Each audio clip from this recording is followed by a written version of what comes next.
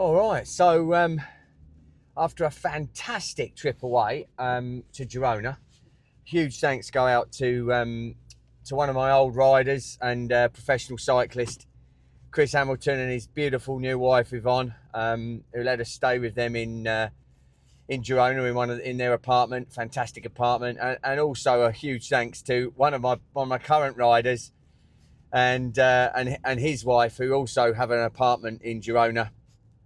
Rich and Steph had such a fantastic time, and yeah, can't thank you both enough for all of you enough for putting up with us and this mad lunatic, and just making my wife have allowing my wife to have such a really special birthday. It was bloody marvellous. So we've just shot back. We ate so much lovely food. It was just epic, and had a few glasses of Rioja. So anyway, I've just got home. I'm just driving down my drive. And it's 6.5 hour drive home, belted home as quick as we could. Got home and going straight up the fish farm. Always, I've kept an eye on it. The cameras have shown absolutely no carnage whatsoever. So I'm hoping, all fingers crossed, that everything's all good and tickety-boo. I've had a bit of rain, but it all looks good. So I'll catch up with you when I get down there. Okay, so we just got here.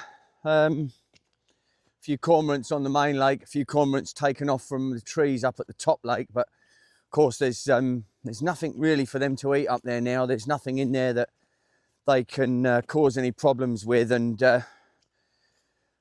as I said, I think before we left, Sally and I took about 2 kilometers of tape off of that top lake and redistributed it onto and across and around the Leney pond. So I'll just show you sort of what we did there. Again, I can't get my nettings not coming until middle of March. By that time, most of the predation issues will be over for this year. Obviously, it'll be no problem for next year. But it means we needed to secure this as best as possible.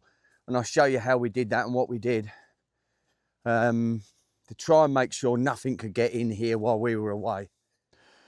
All right, so there you go. Look, we actually ended up basically putting rails. It's not very pretty because it just had to do a job while we were away.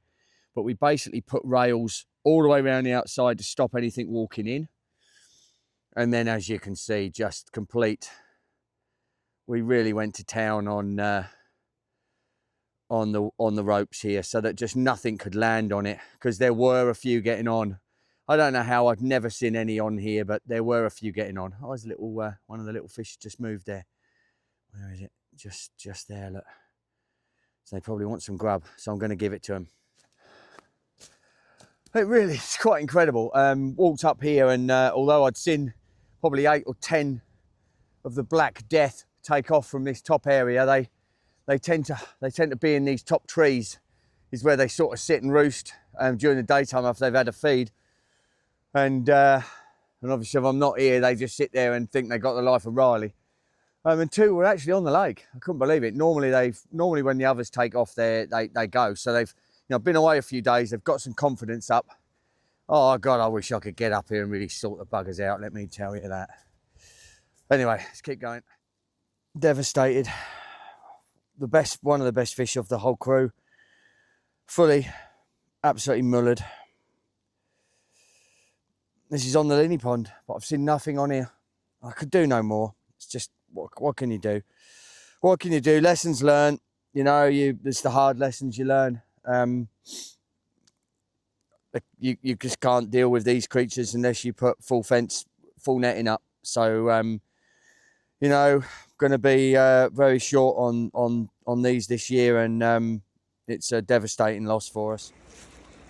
So as you can see, the valves open, water level, it's all good. I mean, it's not a problem. Again, it just shows you, with just a small amount of rain that they've probably had back here, how quickly then it opens that one-way valve I made, and we're getting good water exchange through the lake. So really looking forward to getting the knicker span erosion protection stuff, which again is going to come out mid-March. I'm just hoping I get away with I just get away with it, so I can get it in before then, and then there isn't any issues.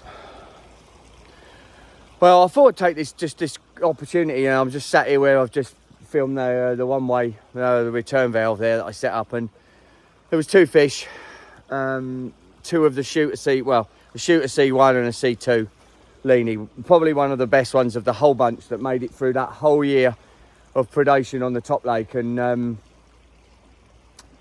I thought I had it. I thought I had them safe just for this last little month, really, to get them through. But I didn't.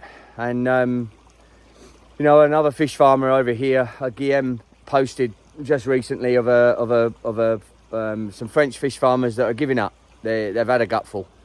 They placed 400 C1s into a big pond. They're not so intensive. A lot of French fish farmers might only put, you know, 10 fish per hectare, and they leave them over a longer period of time to grow more naturally in that environment. But they have much more water. You know, they might have 500 hectares of lakes that they use, so they can afford to do it that way. Anyway, these guys put 400 kilos or 800 kilos of fish into this lake at C1s, and I think it was 400 kilos, and they went to harvest a month or so ago, and they got 380 kilos back out a year later, 2 years later. There, however many fish, if it was probably somewhere in the region of 800 to 1,000 fish, was down to less than 100. Obviously they'd grown and they'd made it through, but it just shows you the numbers that we lost to predation this last winter is happening all over. This problem for fish farmers is just so savage, it's unbelievable. And there'll be those of you out there who are saying, oh yeah, but you know that, you should have known it, you should have had nets over and that. And that's all, it's, you know, it's all bloody well and good to say that. And it's all easy in hindsight to look back and go, yes, I should have had this, should have had that. But last year I didn't have these issues. The year before, I didn't have these issues. This year has been absolutely horrendous. And whether over those years, whatever the way these bloody birds communicate, the grapevines got out, there's loads of fish to be eaten here. So they've just turned up in numbers, and I've just not been able to keep on top of it.